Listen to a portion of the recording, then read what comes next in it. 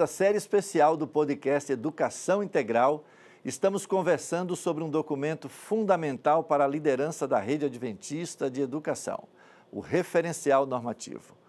Nos episódios anteriores, refletimos sobre identidade, cosmovisão bíblica, temas sensíveis, gestão de pessoas e também sobre decisões institucionais relacionadas a atividades e eventos escolares. Agora, avançamos para um campo que aparece diariamente no cotidiano das escolas e que exige bastante equilíbrio por parte da liderança. Vamos falar sobre a relação entre escola e família, ética escolar, convivência e inclusão.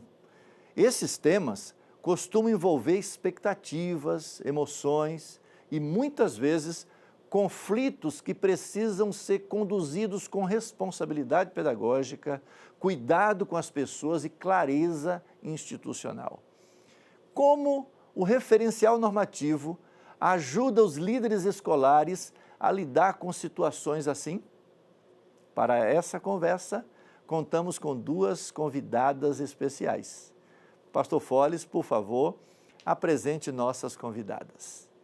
Obrigado, pastor Antônio Marcos. Estão conosco aqui a professora doutora Betânia Lopes. Ela é professora do mestrado e doutorado em Educação do NASP e pesquisadora da área de inclusão e convivência escolar. E também está aqui a Carla Fernanda. Ela é administradora da Rede Adventista de Educação e atualmente está na região da União Nordeste Brasileira. Vocês já sabem, né? Eu sou o Rodrigo Foles, também professor aqui no mestrado e doutorado em Educação do NASP. Betânia, Carla, obrigado por ter aceitado esse momento aqui de estarmos juntos. Nós agradecemos também pela oportunidade. Feliz que vocês estão aqui. E a você, querido professor, querida professora que está nos ouvindo também, líder da Rede Adventista em todo o Brasil. Vocês já sabem, né? Nós estamos aqui nessa série especial do podcast Educação Integral, falando dessa questão do referencial normativo.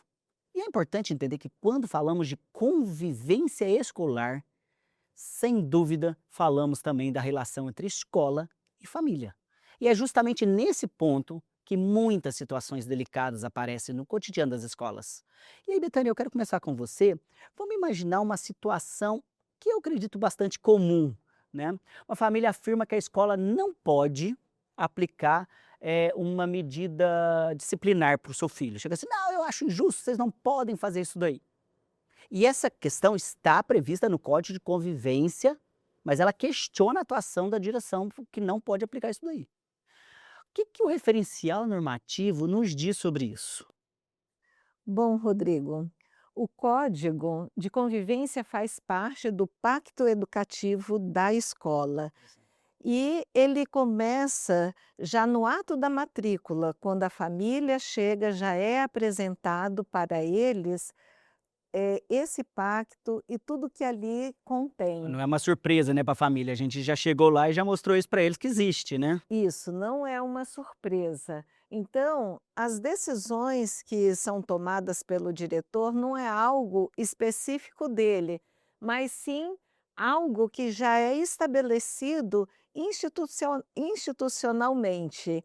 E isso vai ajudar tanto o aluno como a família e a escola. Então a gente tem que estar bem preparado para esse momento para falar assim, pais, alunos, olha, se existe esse código, ele não é segredo, ele não precisa ser guardado a 7 chaves, né? E assim, vale reforçar que o pai ele precisa assinar para que ele complete a sua matrícula. Então ele assina um código para que a matrícula dele seja concluída. Isso faz parte do processo educativo do estudante. A gente tem que mostrar isso para os pais e para os estudantes, né? Que não é só regras por regras e que essa questão disciplinar justamente está ali porque a gente quer educar, no caso, falar isso para o pai, o seu filho da melhor maneira possível e para a criança mostrar que toda ação tem uma reação, tem uma consequência. Então nós estamos mostrando isso, sempre com amor, sempre com diálogo, mas não é algo arbitrário da escola, até porque ele já existia antes, né? Isso é muito interessante. Carla, é verdade que por mais que já esteja ali, o pai assinou, aconteceu, tá tudo bem, a coisa acontece com bastante emoção geralmente, né? Porque quando fala dos nossos filhos, todos nós aqui somos pais e mães, então a gente sabe, né? A gente tem aquela emoção especial, né? Como lidar com isso? Como trabalhar nesse processo? A primeira parte que a gente precisa enquanto escola é acolher, né, aquela família, é conversar, é explicar o que já foi dito lá no ato da matrícula, colocar ali que as nossas regras, elas são sim para proteger o aluno, né, não só a escola. A gente tem sim o nosso papel enquanto instituição, mas o aluno também tem os direitos dele e também o dever. Então, quando a gente está ali, né, no calor da emoção e vem sim pais, porque são os filhos, né, o bem mais precioso ali que se tem, nós precisamos ter esse acolhimento, mas colocar ali algo que realmente, olha, você concordou com isso em estar aqui, então nós trabalhamos dessa forma e foi concordado no ato da matrícula. É interessante isso, né, que você está falando, né, professora Betânia, ela fala assim de acolher, né, e acolher é tão importante, né, a gente tem que lembrar que a gente, antes de tudo, são vidas que a gente está tocando, né, são pessoas, são seres humanos, criados à imagem e semelhança de Deus, então a gente primeiro acalma e depois educa, né. E algo muito importante também é a gente mostrar que não é algo pessoal, né. Sim. Não Não é pode ser algo não, pessoal, não é né, um não é esse não o é algo objetivo. pessoal do professor, do gestor, do coordenador de disciplina, enfim, não é pessoal, é algo que rege ali as regras da nossa escola.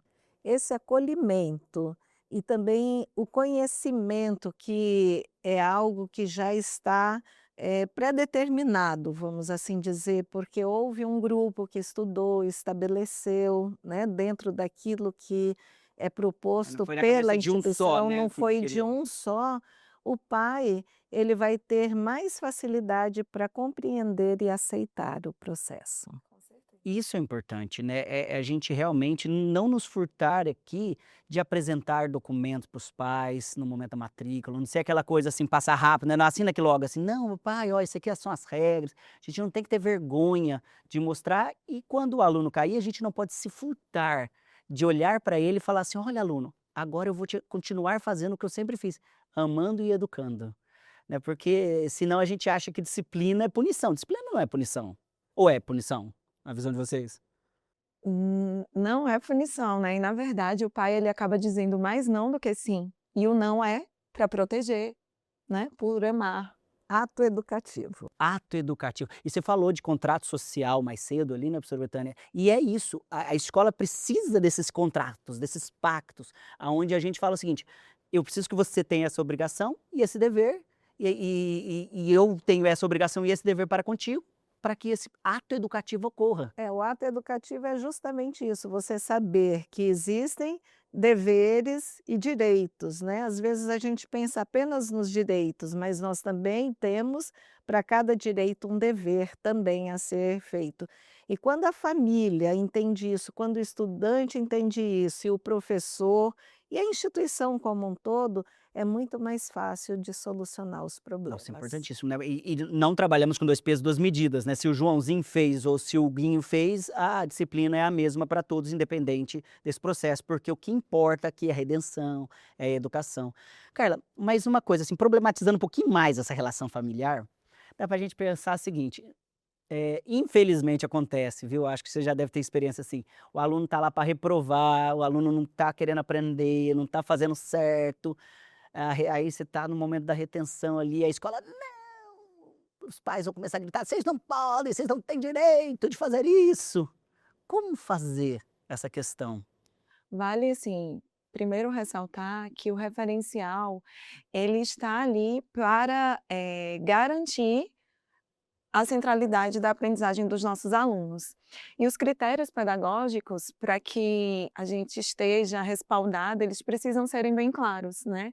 Por isso que é importante nós trabalharmos com registros durante o ano, que a gente oriente os pais, que mostre para ele: "Olha, não é por aqui, vem É não aqui". chamar o pai só no final do ano, né, chamar ao Não, longo do ao processo longo do educativo. processo, nós precisamos construir isso, né, com escola e família, porque nós somos uma comunidade, não tem como trabalhar de forma separada. Então, quando o pai ele vem e isso acontece, né, nós temos ali todo o respaldo de: "Olha, nós te chamamos, está aqui registrado, nós trabalhamos dessa forma". Então o nosso, referencial normativo, ele serve para isso, né, ele traz isso, para que a gente possa mostrar ao pai, orientar, e também trazer esses registros para numa situação como essa, a gente poder dizer, foi feito. Assim, É interessante que o referencial ele traz esses passos claramente já. claramente, né? Primeiro é uma conversa, ouvir, acompanhado sempre do registro, o registro sempre é importante, e depois tem os demais passos para os procedimentos. Então é interessante que o professor conheça esses passos, né, para que possa ter sucesso nos resultados. E mais que isso, a própria família também conhecer, porque quando a gente fala sobre, a gente também está trazendo o que é justo para o aluno.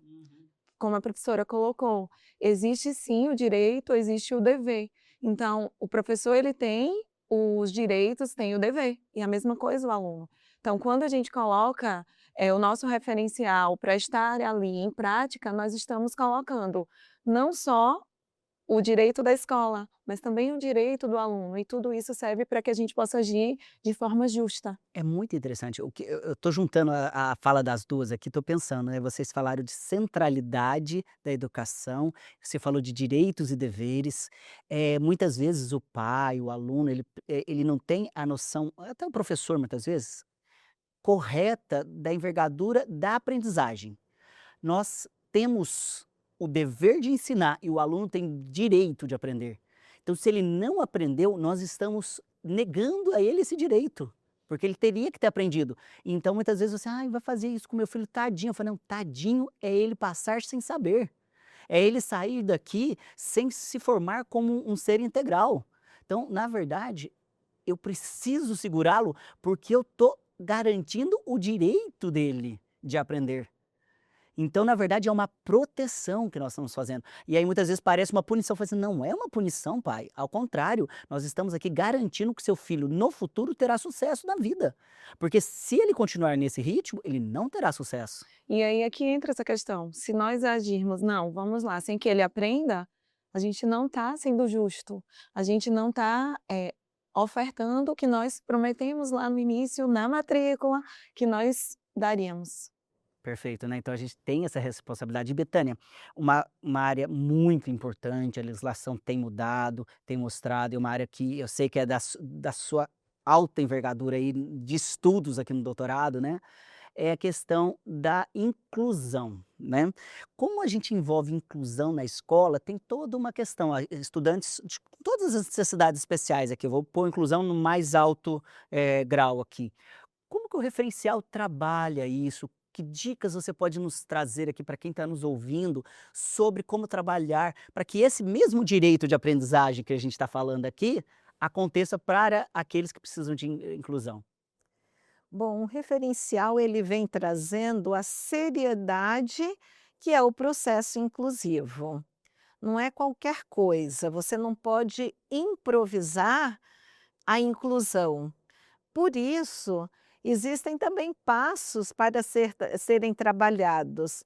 Primeiro, a gente precisa conhecer quem é esse aluno, quais são as suas dificuldades, quais são as suas potencialidades, para depois, então, nós de fato avaliarmos aquilo que é necessário para aquele aluno que nós estamos estudando, que nós estamos acompanhando. E por isso que não pode ser improvisado, ele precisa ser bem estruturado.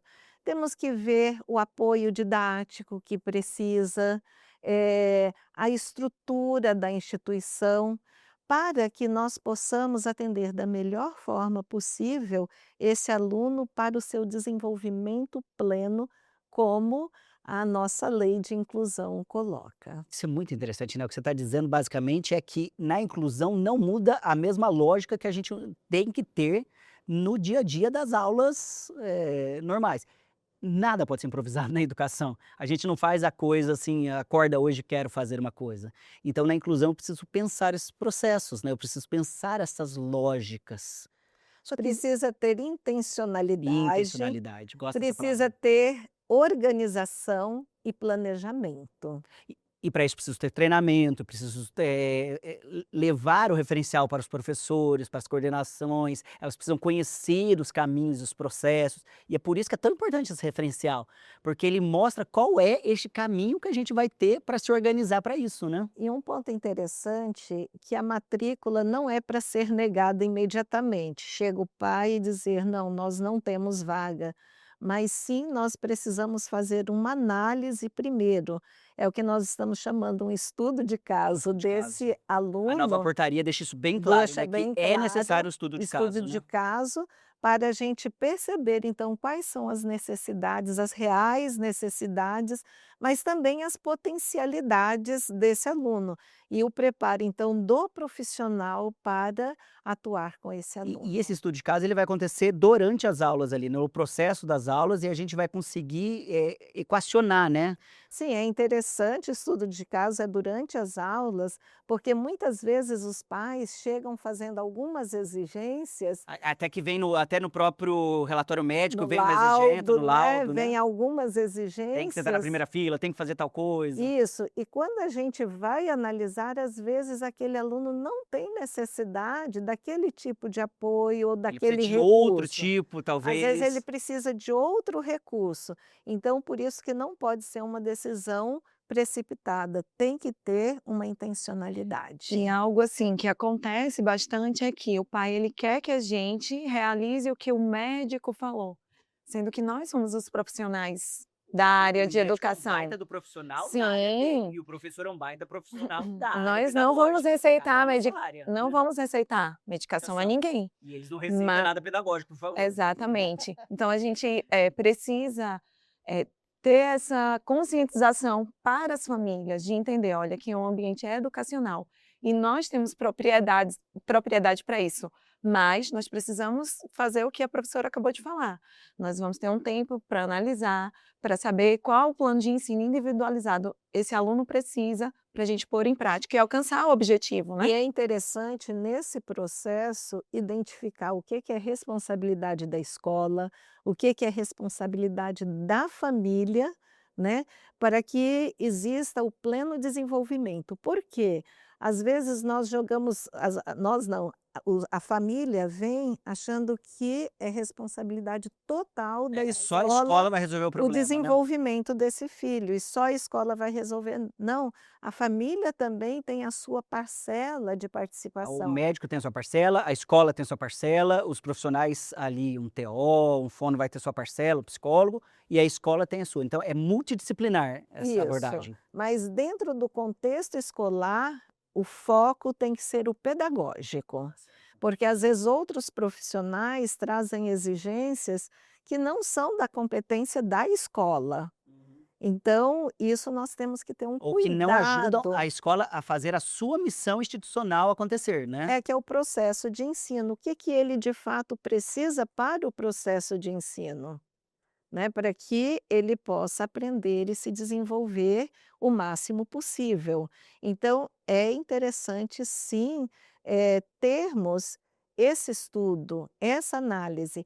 E ao chamar o pai, como nós falamos anteriormente no assunto anterior, A né? conversa, o diálogo O com a família. diálogo com a família também é indispensável nesse momento para apresentar aquilo que de fato é possível ser Interessante, o desenvolvido. diálogo é muito importante, diálogo escola-família, eu estou tirando desse episódio que é extremamente importante, o registro desse diálogo é extremamente importante para que ele esteja formalizado pedagogicamente, e também eu entendi até agora que a pressa e a improvisação não faz parte do cotidiano da escola.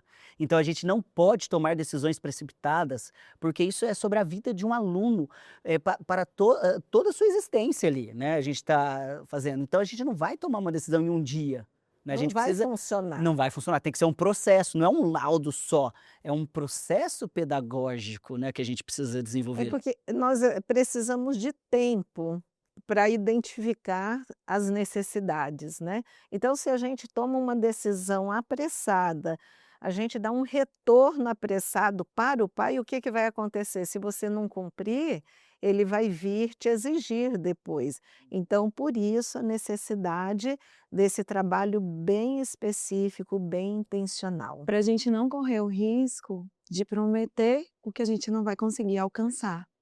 E aí, quando a professora ela fala sobre o papel da família, a gente traz isso para o contexto de a escola é um ambiente educacional.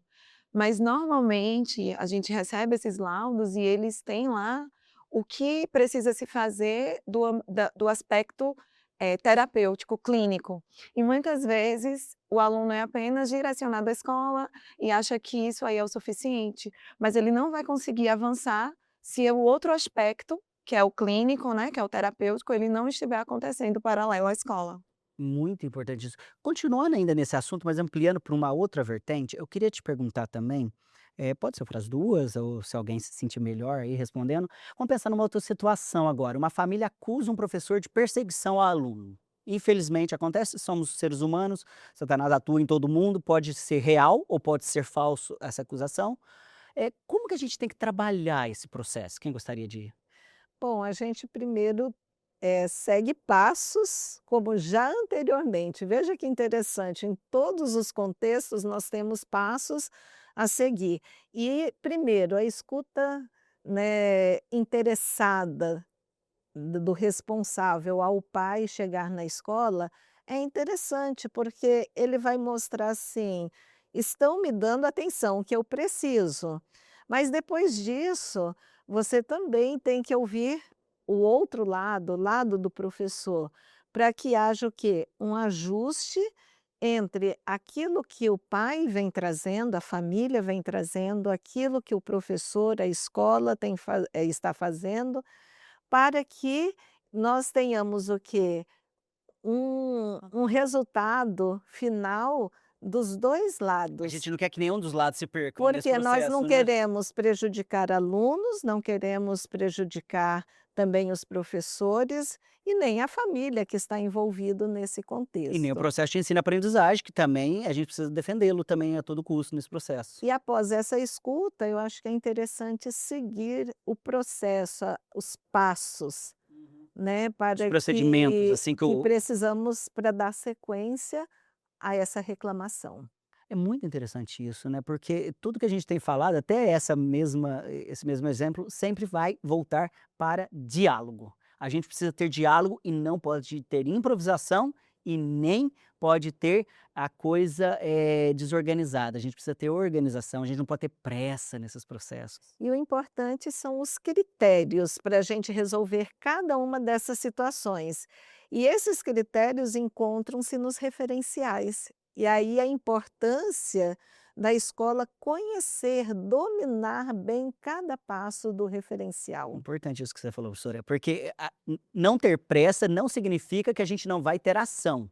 A gente vai ter passos, a gente já não vai tomar uma decisão. Chegou a família, eu quero que você decida agora, vai despedir ele ou não? Calma, eu tenho passos para seguir quando você E, pediu isso. e assim, quando a gente fala, a gente se refere muito ao professor, mas dentro da comunidade escolar não temos só profissionais, professores. Temos, lembrado. temos monitores, temos auxiliares ali, administrativos. Então, é importante que todos conheçam do nosso É verdade. referencial. E esses passos para. Isso, porque ele não vai tomar a decisão final e vai ali, talvez atender o pai de forma direta, mas na conduta dele de prevenção, ele sabe o que rege, né, o nosso referencial. Então é muito importante que a escola, ela apresente e estude, não só com os professores, mas com todos os outros colaboradores.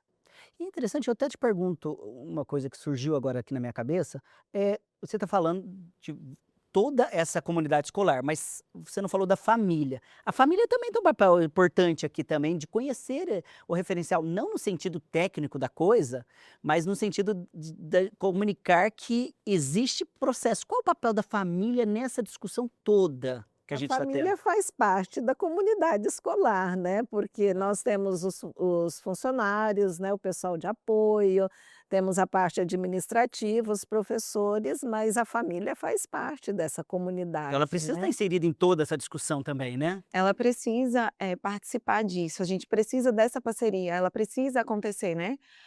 A escola, ela possui uma responsabilidade também diante da família de apresentar, de colocar para ela: "Olha, esse aqui é o nosso referencial, essa aqui é a nossa base".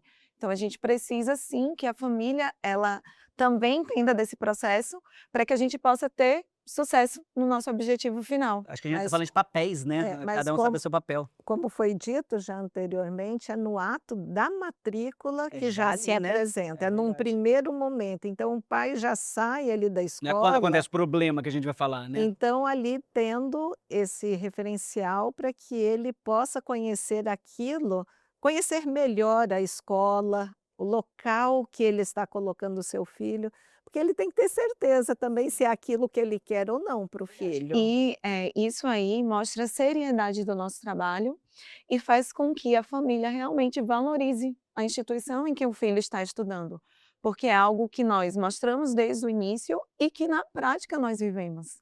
Então a gente precisa sim ter essa parceria e realmente fazer com que aconteça, porque as regras, sobretudo, é para que a gente possa, não proteger o nosso colaborador, mas sim o nosso aluno, né? Mas que ele tem o direito e que ele também tem o dever. Nossa, fenomenal. Gente, eu gostaria de ficar horas aqui conversando com vocês. Está muito legal, mas infelizmente o nosso tempo acabou. Mas eu queria agradecer demais por esse bate-papo aqui, porque ele elucidou muito a importância dos papéis estarem muito claros e todos participarem daquilo que a professora Betânia falou, do contrato que é a educação, né? A você, querido ouvinte, esses exemplos mostram algo muito importante, viu? Convivência escolar, relação com família e processos de inclusão não podem ser conduzidos por reação imediata da liderança. Não, não, não, não. Eles precisam estar fundamentados em princípios institucionais claros. E é exatamente isso que o referencial normativo procura oferecer para a rede adventista de educação. Ele ajuda os líderes a agir com segurança, com responsabilidade e, acima de tudo, com fidelidade à missão educacional que temos como rede. Por isso, meu convite sempre é o mesmo, eu vou fazer aqui de novo. Permanecendo sempre, abra o referencial, explore o documento, use-o como ferramenta da sua liderança. Acredite, vai fazer diferença. No próximo episódio da nossa série especial aqui, nós vamos falar de outras questões, explorar outros temas, de como esse referencial pode ser útil na gestão da sua escola. Até lá, que Deus te abençoe. Obrigado, gente. Eu agradeço pela essa oportunidade de estar aqui e discutir um assunto tão importante. Agradecemos também por fazer parte desse momento e vamos juntos vencendo as batalhas do dia a dia dessa missão tão linda que é educar. Amém.